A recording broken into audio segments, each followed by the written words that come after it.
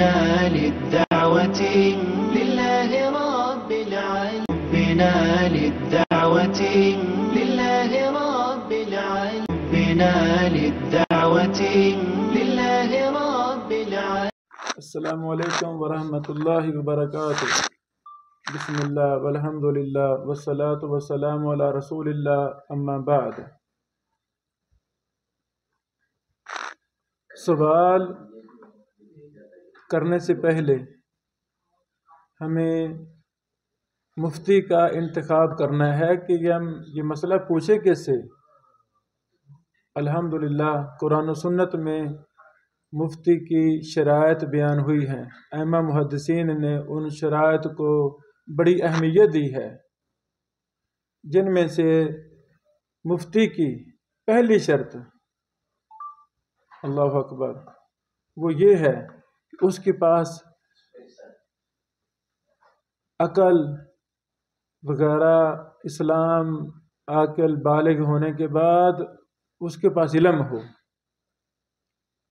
اللہ اکبر. اگر کسی شخص کے پاس علم نہیں ہے تو اس کے لیے جائز ہی نہیں ہے کہ وہ فتویٰ دے. اگر علم کے بغیر فتویٰ دے گا تو وہ سراسر اپنی ذات کے ساتھ ظلم و زیادتی والا کام کر رہا ہے. اللہ اکبر. ہمیں حکم ہے کہ جس کا علم نہیں ہے اس کے پیچھے لگنا ہی نہیں، اس کے پیچھے نہیں پڑنا. وَلَا تَقْفُ مَا لَيْسَ لَكَ بِهِ عِلْمٍ. اللہ اکبر. علم ہونا بڑا ضروری ہے، اور علم سے مراد قرآن و سنت ہے. قرآن و سنت میں مہارت، قرآن و سنت پر عبور، قرآن و سنت کے متعلقہ دیگر علوم، گرامر ہے، اصول تفسیر ہے، اصول حدیث ہے، ان چیزوں پر بھی گرفت، اور قرآن و حدیث پر اس کا بڑا وسیع مطالعہ ہو، اسے علم کہتے ہیں. اور حلال و حرام کی پہچان، ناسخ منسوخ کی پہچان، جو بھی معمول چیزیں ہیں قرآن و سنت کے فہم میں، ان سب چیزوں پر انسان کو عبور حاصل ہو تو اسے علم کہتے ہیں، علم پاس ہو. دوسری بات، اس انسان کے متعلق اس کے اساتذہ، اس کے ہم عصر علماء وہ گواہی دیں، گارنٹی دیں، اعلان کریں کہ فلاں شخص واقعتاً مفتی ہے، فتویٰ کا اہل ہے. کبار شیوخ کی شہادتیں، ان کا ہمیں علم ہو. اگر ایسی بات نہیں ہے تو پھر آج کے دور میں تو ان پڑھ لوگ اپنے آپ کو مفتی تصور کر رہے ہیں، نقصان امت کو نقصان پہنچا رہے ہیں. ان کے پاس کوئی گواہیاں نہیں ہیں کبار شیوخ کی. تو ہمیں فتویٰ طلب کرنے سے پہلے یہ بھی دیکھنا ہے کہ جس کو میں مفتی تصور کر رہا ہوں، آیا وہ مفتی ہے بھی نہیں، کیا وہ قابل اعتماد ہے، کہ اس کا منہج وغیرہ صحیح ہے. اس پر ہم نے سابقہ ایک لیکچر میں اس کی تفصیل بھی بیان کی. اللہ اکبر. اللہ اکبر. علمی انحطاط یہ ایک بہت بڑی نحوست ہے. صحیح بخاری حدیث نمبر 100 میں یہ حدیث میں پڑھ کے سنانا چاہتا ہوں. رسول اللہ صلی اللہ علیہ وسلم نے فرمایا، اللہ تعالیٰ یک بارگی علم کو اس طرح نہیں اٹھائے گا کہ لوگوں کے دلوں سے کھینچ بہر کرے، علم کو لوگوں کے دلوں سے بہر نکال لے، ایسے نہیں، بلکہ علماء ربانی کو فوت کرنے سے علم کو اٹھائے گا. اللہ اکبر. جو اہل اللہ ہوں گے، بڑے بڑے علماء ہوں گے، ان کو اللہ تعالیٰ فوت کر دے گا، علم اٹھ جائے گا. حتیٰ کہ جب حقیقی علماء کو باقی نہیں رکھے گا تو لوگ علم سے کورے جہلاء کو ریاست علم کے مسند نشین مقرر کر لیں گے. ان پڑھ لوگوں کو مفتی بنا لیں گے، ان پڑھ لوگوں کو شیوخ بنا لیں گے، ان سے فتوے لیں گے. اللہ اکبر. پھر جب ایسے لوگوں سے مسائل دریافت کیے جائیں گے تو وہ جہالت اور بے علمی کی وجہ سے غلط فتویٰ دیں گے۔ انجام کار خود بھی گمراہ ہوں گے اور دوسروں کو بھی گمراہ کریں گے۔ یہ کون ہوں گے؟ نام نہاد مفتی، نام نہاد لوگ علم کی طرف منسوب کرنے والے۔ اللہ اکبر، اللہ اکبر۔ اس حدیث میں بہت بڑی عبرت اور وعید ہے ہم سب کے لیے کہ بڑے بڑے علماء اٹھتے جا رہے ہیں، اللہ کی قسم زمین خالی ہو رہی ہے، تو ہمیں کبار شیوخ سے فائدہ لینا چاہیے۔ اور دوسرا یہ بھی کہ ہمیں اپنے آپ کو علم کے لیے وقف کرنا چاہیے۔ اللہ اکبر، ہمیں اپنے آپ کو علم کے لیے وقف کرنا چاہیے تاکہ ہم علم کے اندر پختہ ہو سکیں۔ اللہ اکبر۔ حافظ ابن حجر اسقلانی رحمہ اللہ اس حدیث کی شرح کرتے فتح الباری جلد 1 صفحہ 236 میں فرماتے ہیں، فتویٰ دینا اقلیم علم کی حقیقی بادشاہت ہے، اور علم کے بغیر فتویٰ دینا انتہائی قابل مذمت اور لائق نفرت ہے۔ اللہ اکبر، اللہ اکبر۔ یعنی یہ علم کی بادشاہت ہوگی تو فتویٰ دے، اگر علم نہیں ہے تو پھر نہ فتویٰ دے۔ علم کے بغیر جو فتویٰ دیتا ہے وہ انتہائی قابل مذمت اور لائق نفرت ہے۔ اللہ اکبر۔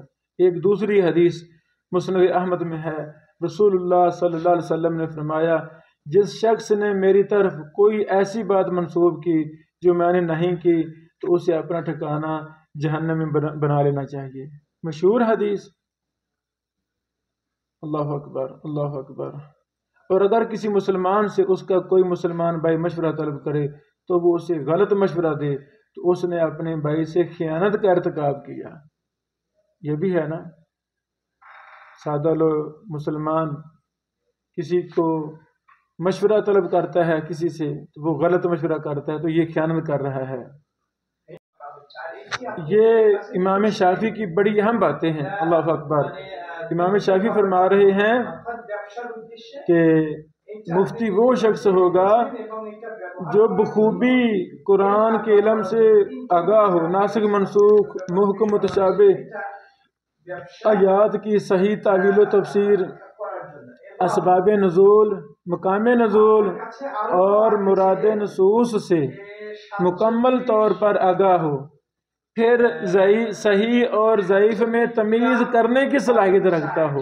اللہ اکبر۔ امام شافعی فرما رہے ہیں صحیح اور غلط، یہ تفسیر صحیح ثابت ہے یا ضعیف ہے، یہ حدیث صحیح ہے یا ضعیف ہے۔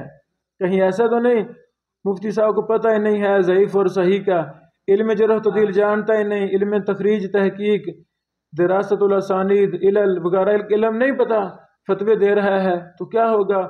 اس کے فتووں میں ضعیف، جھوٹی، من گھڑت، بے بنیاد روایات، معلول روایات آ جائیں گی، نقصان ہوگا۔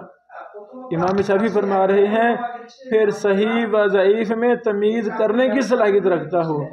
اسی طرح لغت عربی، ماشاءاللہ لغت عربی جو قرآن و حدیث کی زبان ہے، اس کے قواعد و اصول سے بھی واقف ہو، یہ بہت اچھا ہے، بہت اچھے نکات ہیں۔ یعنی عربی زبان میں ہی ہماری شریعت ہے، علم وحی ہے، تو عربی زبان میں ماہر ہوگا تو فتویٰ دے گا، اور یہ بڑا ضروری ہے۔ اللہ اکبر۔ امام شافعی رحمہ اللہ آگے فرماتے ہیں اس کے قواعد و اصول سے بھی واقف ہو، عربی زبان کے اصولوں سے واقف ہو، عرب شعراء کے کلام سے دلچسپی رکھنے والا ہو تاکہ اسے عربی زبان سمجھنے میں مدد مل سکے، قرآن و حدیث کو سمجھنے کے لیے ہر قسم کے ذرائع و وسائل سے باخبر ہو، اس کے ساتھ ساتھ وہ انصاف کی خوبی سے متصف ہو۔ جو مفتی صاحب انصاف کرنا نہیں جانتے، متعصب ہیں، ذہنی ان کا محور منجمد ہے، ظالم ہیں، غیر منصف ہیں، مقلد ہیں، تو ایسے شخص کو فتویٰ نہیں دینا چاہیے۔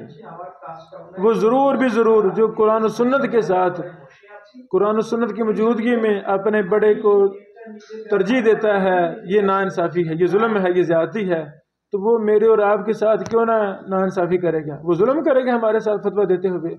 امام شافعی فرماتے ہیں مفتی صاحب کو انصاف کی خوبی سے متصف ہونا چاہیے، نیز مختلف علاقہ جات کے لوگوں کی عادات و رسوم اور ان کے عرف سے بھی باخبر ہو۔ اس کے علاوہ اس میں معاملات احوال کو جانچنے کی صفت اور مہارت ہو۔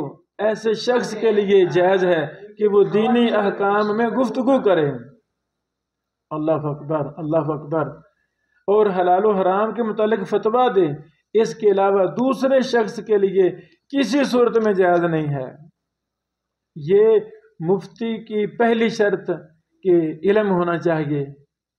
علم پر ہم بات کر رہے ہیں، یہ امام شافعی کے قول بہت ہی زبردست قول ہے کہ قرآن و سنت کے علوم میں مہارت ہو، عربی زبان میں مہارت ہو، اپنے ماحول کے رسم و رواج میں ان کو پتہ ہو ہر چیز کا، تو پھر جا کے ایسا مفتی فتویٰ دے۔